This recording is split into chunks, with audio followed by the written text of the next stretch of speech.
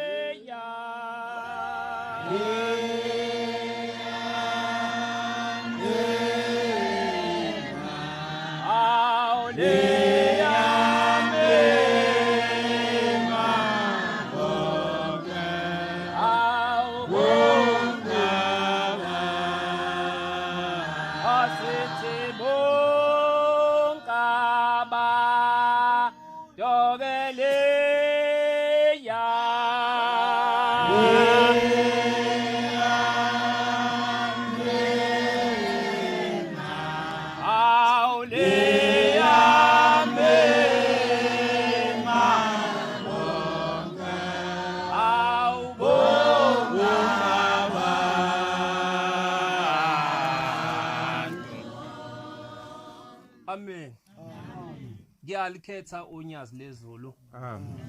Lo miphambi kwenu umfana wakambili eintabeni zasembumbulu. Awu bangcwele nasinahlabelela kamnandi. Noma bashumayeli nomfundisi ekhona ningangalinciphisi leli thuba ngoba kuzolashwa abantu namhlanje. Khona abantu abazohamba bephilile imindeni yabo. Ngoba uNkulunkulu menganipha amehlo kamoya nibona abantu abagcwele la ababheka ukuthi ingane yabe la ayilalele besiyayenza lento ekhulunywayo ningathuka abantu abala isingababoni.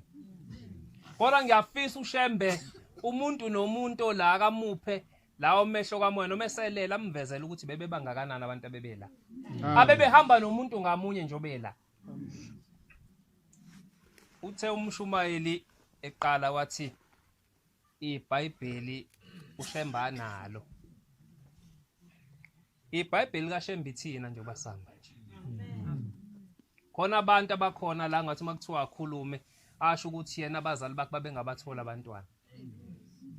Khona umuntu owavuka ebusweni ekufeni khona insizwa kaMeyiwa nje iBhayibheli laShembe lihambayo eyayiRoma iNazaretha namhlanje uShembe yamthola ezulwini. iBhayibheli kaShembe ithina kodwa isizathu esidala lingabikho iBhayibheli ngoba uShembe uyaphila. Akafi. Awufunda incwadi ngidlule lapho nje. Ngithi amaHebheru 9:16. Uyabona njengoba ngimla namhlanje ngithi abantu ake baphilise eManazaretha nibekezele ngoba khona into esizoyenza namhlanje sizoshiya sibhala incwadi. Bengifisa umuntu ola ongayigqokile ingubo emhlophe akafike ekhaya athathe isinqumo ukuthi uthini yena ngalento ekhulunywayo ifunde uma usuyitholile. Lapha kukhona isivumelwano. Ngifuna le bhala ukuthi iTestament kancane nje msho ngicela ifunde le. Ngoba ikhuluma ngeTestament abantu bazongayiqondi imithi sivumelwano. Khona iTestament elisha khona elidala. Yini kukhona lama testament? Ngokuba lapho kukhona iTestament. Njengoba kwakukhona iTestament elidala, Kufuneka ukuba kubikwe ukuthini? ukufa kowalenzayo. Lama testament wonke akhona elisha nelidala ukhona ophilayo. Akekho ophilayo.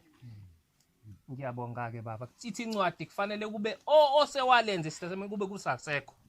Njengoba uShembe ke lingakabhala iBhayibheli lakhe ngoba uyaphila. Amen. uShembe umoya kafi. Yiko ke iBhayibheli lingekho ekuthiwa manje likhuluma ngaye. Useyithini iBhayibheli lakhe ngiyabonga. Ngithi njengoba silapha bengimcelela umuntu nomuntu uma usuthi usumdala kakhulu isibukhuni lendlela ukuthi uyihambe wena ngoba umuntu uma esehambile emhlabeni uyayifuna lendlela.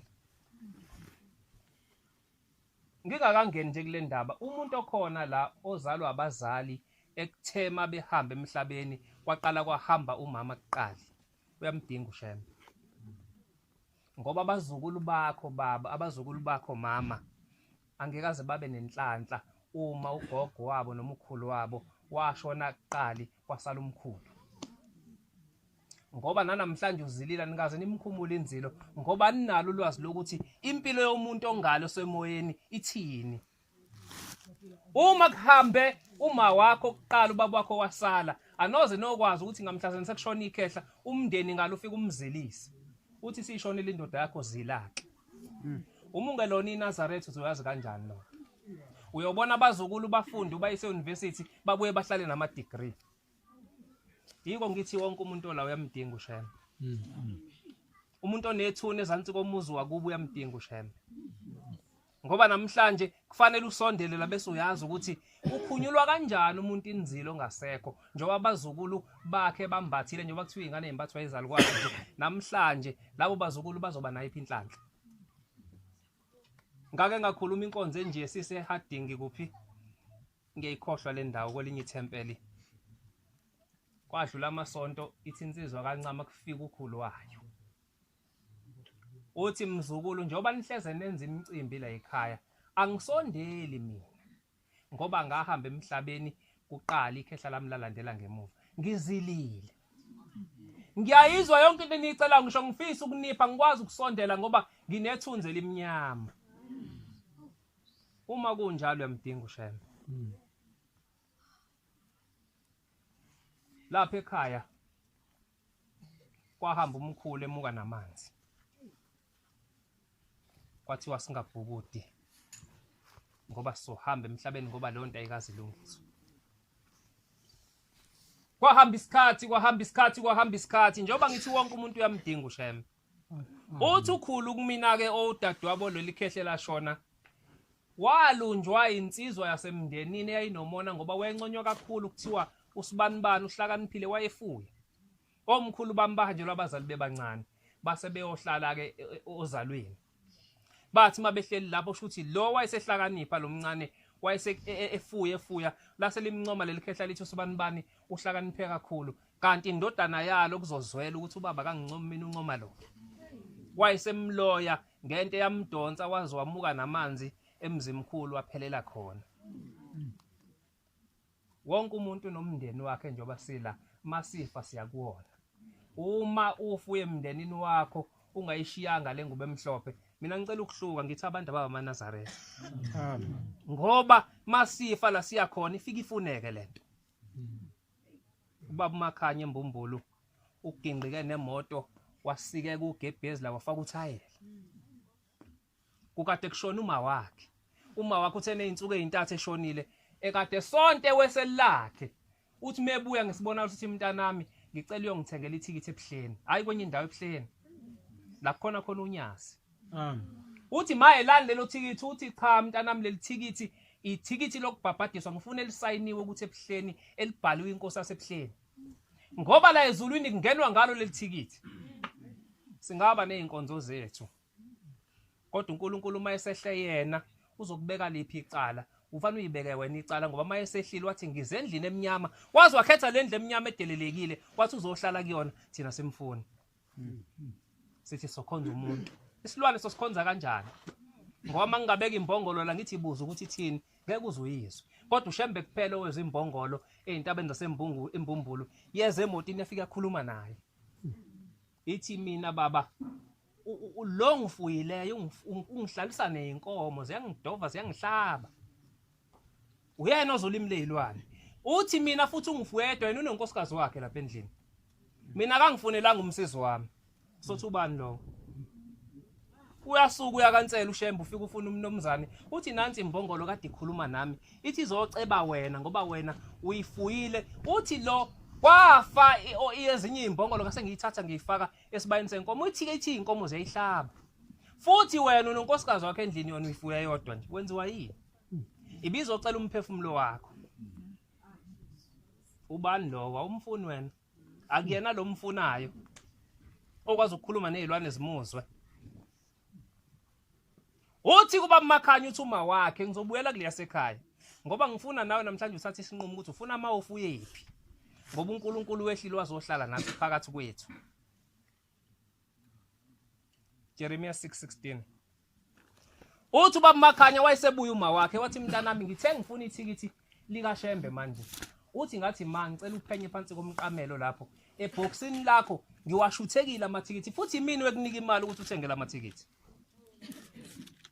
uthi uma wakhe mntanami ebhasini awugibeli ngethikithi lesitimela futhi esitimeleni awugibeli ngethikithi lebhasi la kuyiwa khona kufuneka ithikithi lika Shembe unamangakho amathikithi awafani nalawa lo mama yenawo lele lizofika lifuneka ulifuni yini usaphila ngoba kungenzeka wena uthi usaphila ngicela ifunde baba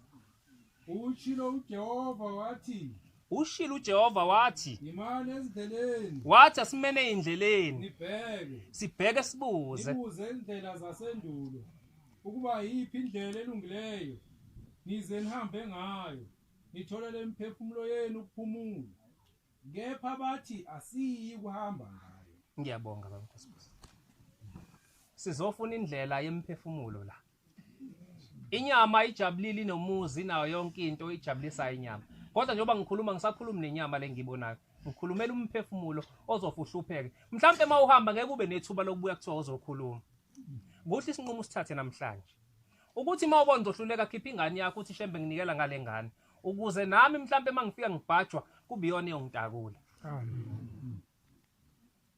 uthi kuma wakhe la sikhona alingeni ithikithi lenye inkolo kufuneka leli uthi ngaphuma phela ngeinsizwa ngathatha imoto kuyisonto siye emidlalweni thizeni ngathatha isihlangu sami ngasifaka emotini wayesephuma endaweni enje yavela phenduka imoto waba kwikhoma esibhedlela wayesefika uma wakhe wathi awuzwa namanje imini obhinqa imoto ngoba ngikhuluma nawe awuzwa kungenzeka njengoba sila abazali beni bayakhuluma ngathi akukhuluma thina kodwa kukhuluma abazali beni bathi nathi la sikhona sibhajiwe ngoba safa emhlabeni samasoka la sikhona sivalele abanye bone emndenini baphuma baze bafa beshila imizi kodwa wena mhlazane wayiNazaretha uyothola khululwe lo muntu uthema esekuyikhoma wathi uma wakhe mangaba ushintsha umqondo ungenzele lento ngiyawuthatha umphefumulo wakho uze la ngikhona wathi khona sibonakalisweni lapha embone efika unina wathi makulungile ngicela ukusinda okungcono ngizoyenza lento oyishoyo wayesephaphama emshinini ICU wathi makufika unkosikazi wakhe wathi mngami ngiyacela thatha amagama ama uhamba ebuhleni ufika ungishayela ithikithi ngoba nginjenje inkani wahamba umama wakhe wafika wamshayela ithikithi liumalini 5 rand ithikithi kodwa wagibela ngamalini wagibela ngenkulu imali esesuka embumbulu ebheke ebuhleni waze wadla ngisho endleleni ngoba phela uzolamba wacishwa lahlekela umyeni ngenkani La siyakhona ubuso Shembe. Futhi imndeni yethu imfuna ngenkani. Ngisho ngabe kade umfundisi umuntu mebuya uthi ufuna uShembe. Onenhlanhla. Wathi mesevukile ke wayesewaphuma esibhedlela emva kwalezo inyanga wayesefika umakwathi ngiyabonga ke mntanami. Lalela ke manje. Ukuze umuntu abe yiNazaretha ezulwini fana abe yilona emhlabeni. Manje mina ngikwazanga kuba yilento emhlabeni ngoba ngizele wena igazi lami. Ngicela ube yiyona uqoka lengubo emhlophe. Yaqala inkathazo. Ngizobushiya kanjani ubunsizwa? Kodwa ngoba isixwayiso sesibonile ukuthi hey ngicishe ngafa wazihudula wayiqoka. Wonke umuntu ola kumhlalele lokho. uShembe singamsebenzisi njengenyanga ukuthi ngiya kuyena ngoba ngifuna ukusinda.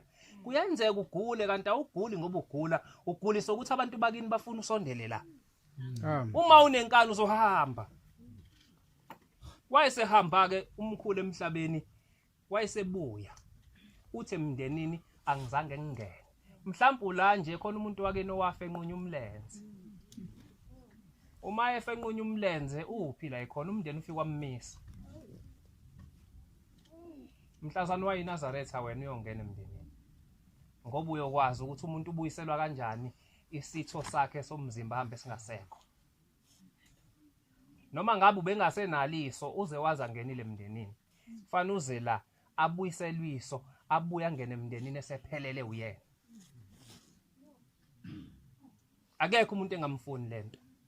Bekufanele umuntu ozwayo ukuthi iyamthinta suku marketing Inkonzo athi uyalikhetha uNyazi. Kamhlazane wesho njalo uyobona ibonalo soyozibona ekhaya. Kungcono senibadala bomana nibo baba ngeke usasho ukuthi ufuna ukudla ubusha bakho usubudlile kwanele. Usukhathela ukudla ubusha ikhethe le ndaba uyihambe khona usumdala ubone ekhaya lakho ukuthi kuyokwenzakalani. Wabuya umkhulu ephile njengowaqala wafika ngesibonakaliso.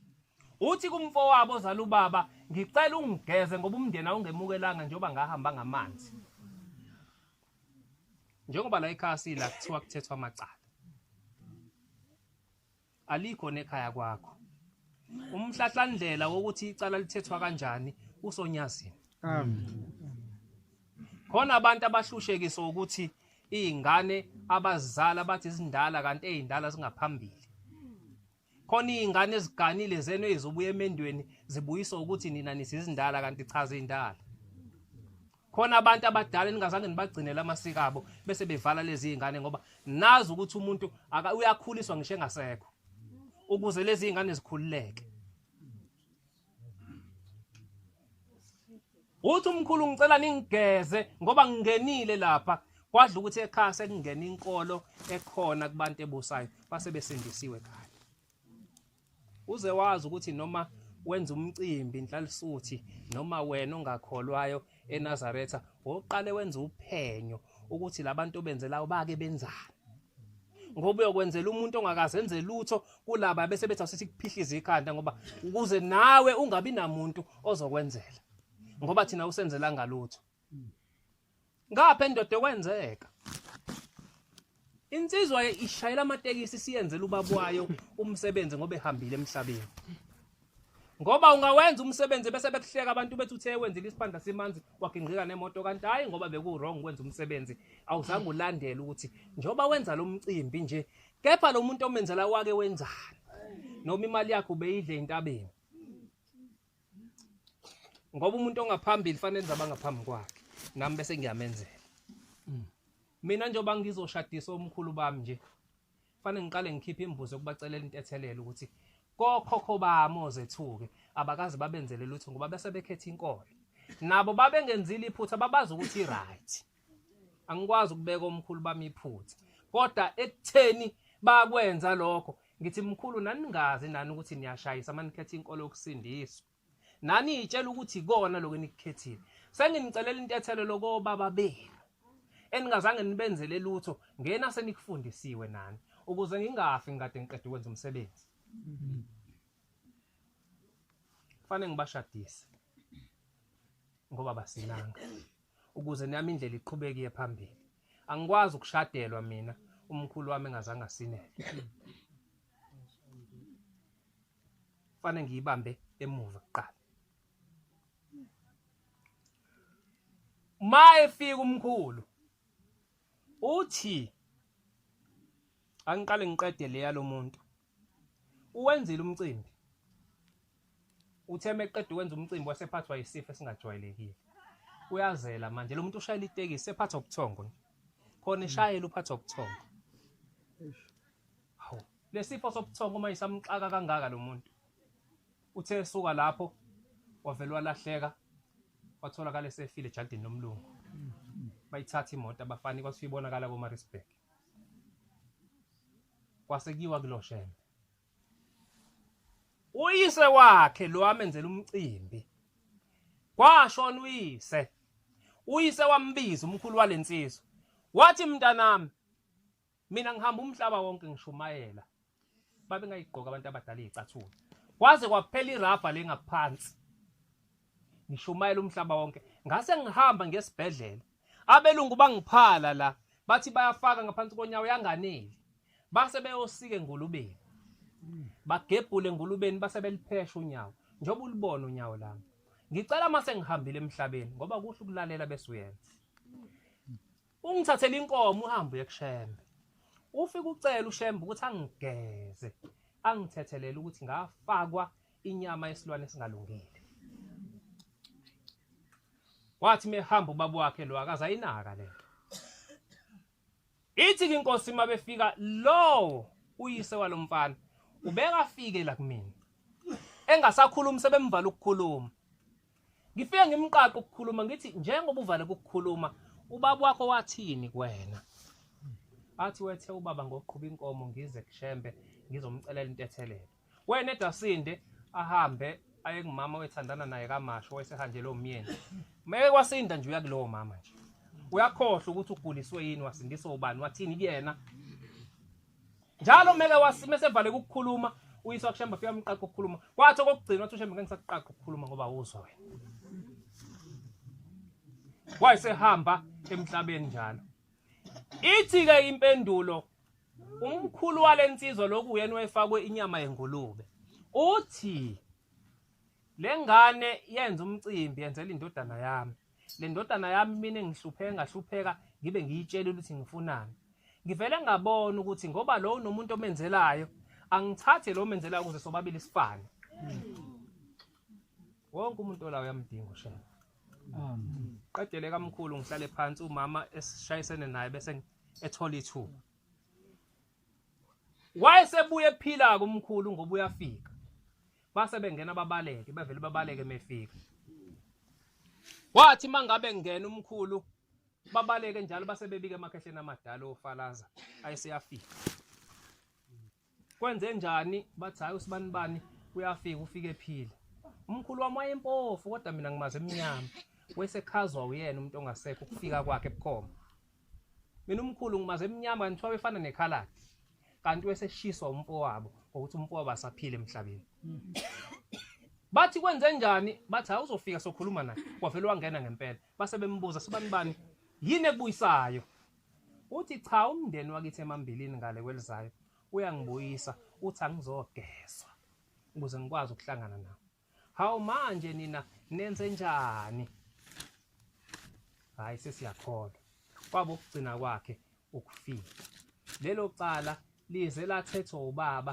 sesilithetha kuleminyaka nje ko2000 into yo19 bani engayazi elami lithi njengoba sila sonke siyamdinga uShembe hayi ngoba besize kulensizwa esibizile namhlanje cha kodwa ngiyayibongela ekutheni ithi mayingena la ekhaya ibe sikulalela okuthiwa kuyenziwa ngoba namhlanje izokhula njengoba nathi sisemakhaya siyafunda namhlanje kade thina singenisa ukhokho ekhaya ukhokho okwakufanele ngabe wangeniswa kudala kodwa ade simngenisa ingcuphe mawungenisa ukhokho ngiyacela mawungenisa ukhokho ekhaya uzukudla kwakhe kungaphathwa inomba uthe ukhokho washaya umuntu wayesekhuluma kuyena uthi ngiyacela ke khuluma nobaba uthi lalela ke ngiyacela njengoba namhlanje uthi wenzela mina ngiyindoda ukudla kwami ngingaphathwa omama wayesekhuluma igama ke leli elino F lo mama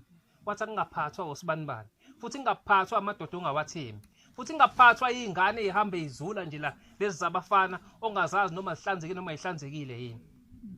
Uthi mina ukudla kwami ngifuna kuphathwe indoda oyithembayo ngoba ngiyindoda mina. Uthi namathumbu azakhanye uwena etshela ubaba. Uthi into enakalisa imicimbi mabethi bangenisa ukhokho bathatha ukudla kwakho bakuphathise nombani. Ma ungabe kwenzeka futhi ungenisa ukhokho ekhaya engathi ungayiqaphela lezo zinto.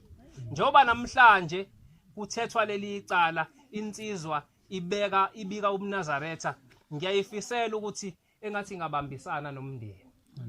Mfowethu ubazisa abazali bakho ubahloniphe ngoba kungenzeka uShembe athi ngoba uthi wena usuyinazaretha wawusumbuka umzali wakho ngoba engeyisilo wathi akaseyilutho ebese kuvalela izulu.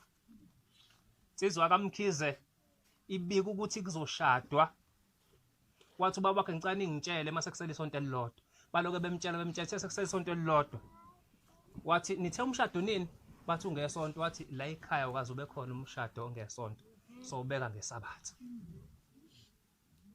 AmaNazaretha azangabe khona babe sinabo babili sicaweni basina ithe isuka wasuphela umshado wayesebonga baba basebahamba kwakukhona yena ubaba kaMakoti nalabo ababemphelekezela ababili abathathu wasuphela umshado kwahanjwa.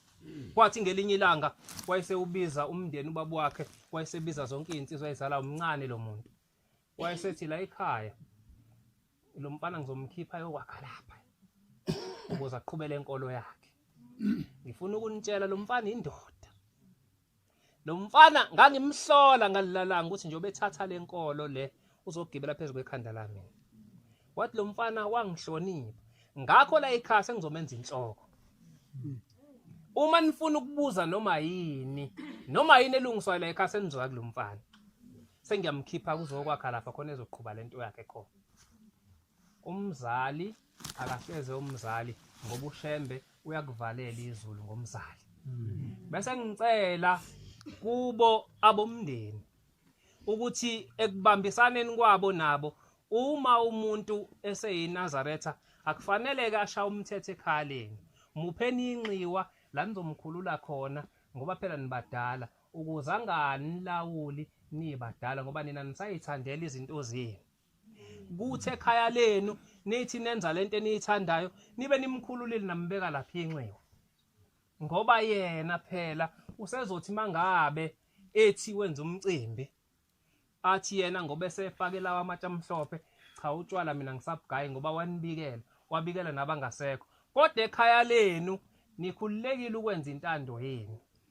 Yena mkhululeni ngokuthi nimnike inxiwa lapha akhe la ezokwenza khona lento kaNkuluNkulu ukuze kungagcini kubukwa inkonzo kaShembe nje efuna ukugibeza izingane phezulu kwabantu abadala. Yilokho engimcelela khona. Ngoba iNazaretha libe lisabugaya utshwala ngoba njengoba nani nihambe emhlabeni beningi izinto benizithanda niziphuza. La niyakhona la navela khona abuphuza utshwala. Yiko umuntu ebuya ngale abuya azothi ufuna utshwala usuke engathi ufuna utshwala usuke ethi nini eniphilayo ngiye kusena utshwala la kuye kusona khona izinto isebuhleni. Mayebuyile umuntu wathi ufuna utshwala othatha umnikelo noma u10 ethempelini la uthi kufika ubaba wathi ucela utshwala cela uShembe amyekise utshwala. Ngeke aphinda abuye obona ngoba make wabugaya utshwala ziyophuza ingane kuze kuphuze ngisho intombazana.